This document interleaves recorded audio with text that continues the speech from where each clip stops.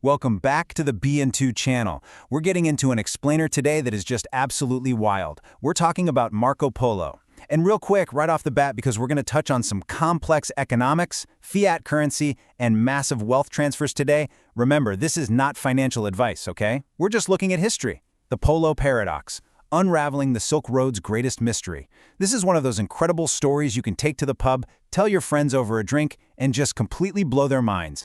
So here's the massive question we're looking at. Did the most famous traveler in history literally fake his entire journey to China? I mean, you've got ordinary folks who just accept the legend they learned in school, and then you've got these elite skeptical historians acting like detectives saying it's all a giant medieval scam.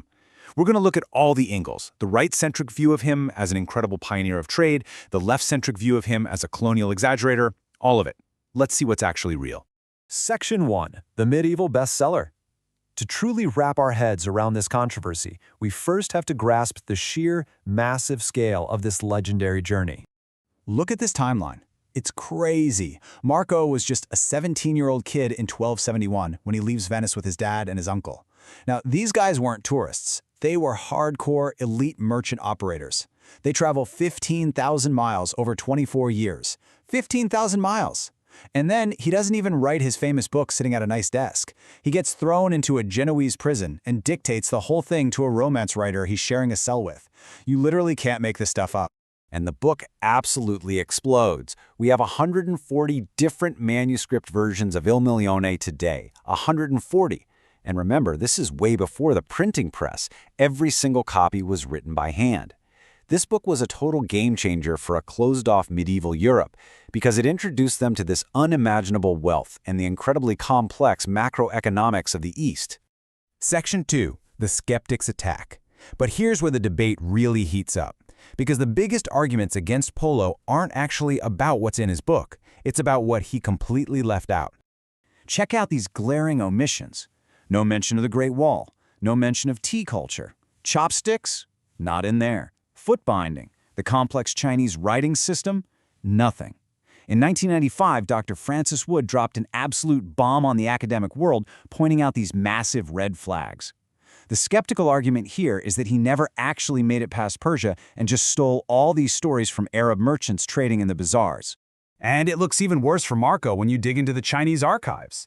If you look at the Yuan Shi, which is the incredibly meticulous official Chinese historical record of the Yuan dynasty, they recorded everything.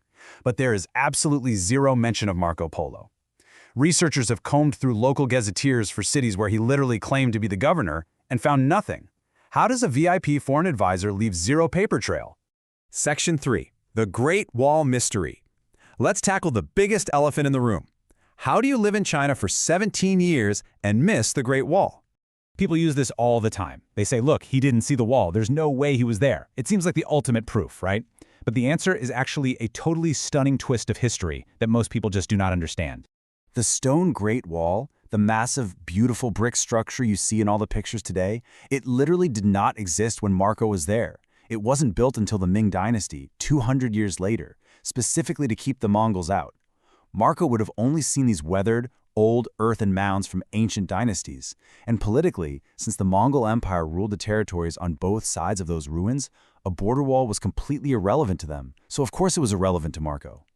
Section 4. Resume padding and exaggerations. Okay, so we can explain the wall. But what about his wild claims of immense military power and personal influence? Well, here is where human nature really kicks in. Marco claims he advised the Khan on using massive catapults at the siege of Shenyang. But the historical records absolutely prove that siege ended 2 years before Polo even got to China. He was basically engaging in classic medieval resume padding. It's like a corporate expat today going overseas and telling his buddies back home he's running the whole company just to boost his own ego. But hold on, because despite the ego trips, he gets some things so incredibly right. Take the Paisa. He perfectly describes these golden imperial tablets. This was basically a VIP black card granting you access to the Erto, which was the Mongols' high-speed express relay system. State-subsidized corporate logistics, free horses, free lodging, total immunity from local tariffs. This right here is his real value to economic policymakers today. He gave highly accurate, granular accounts of how the state printed fiat currency out of mulberry bark. We're talking complex macroeconomic theory here, paper money backed entirely by the government's authority, much like how the petrodollar system operates for us today. You don't just guess those specific financial details hanging around a Persian bazaar. He had undeniable insider knowledge. Section 5. The Mongol Bubble Context. This brings us to the absolute key to understanding his entire 17-year stay, and it brilliantly explains why he seems so disconnected from regular Chinese society.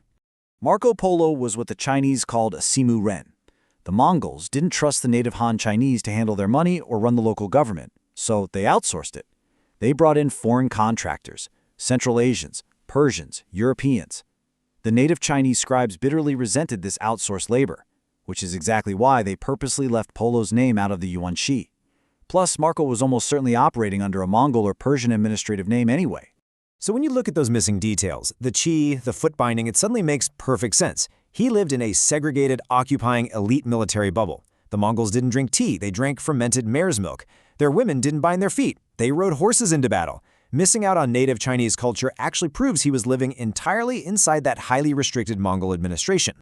Section 6. The Verdict on Polo. All right, let's weigh all this evidence and deliver a verdict on this 700-year-old mystery. Here are the facts we can absolutely verify. He nailed the mechanics of the postal system and the creation of fiat money. And his story about leaving China by sea to escort Princess Chin, that was totally corroborated centuries later by independent Persian and Chinese sources. Sure, his cellmate Resticello spiced things up with some romance, but the core economic and administrative data is way too specific to be faked. As historian Stephen G. Hott put it, if Marco was a liar, then he must have been an implausibly meticulous one.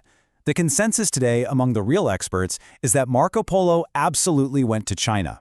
He was probably just a mid-level contractor who hyped himself up to be the emperor's right-hand man, but his boots were definitely on the ground. Which is pretty funny when you think about it. Is modern social media really any different?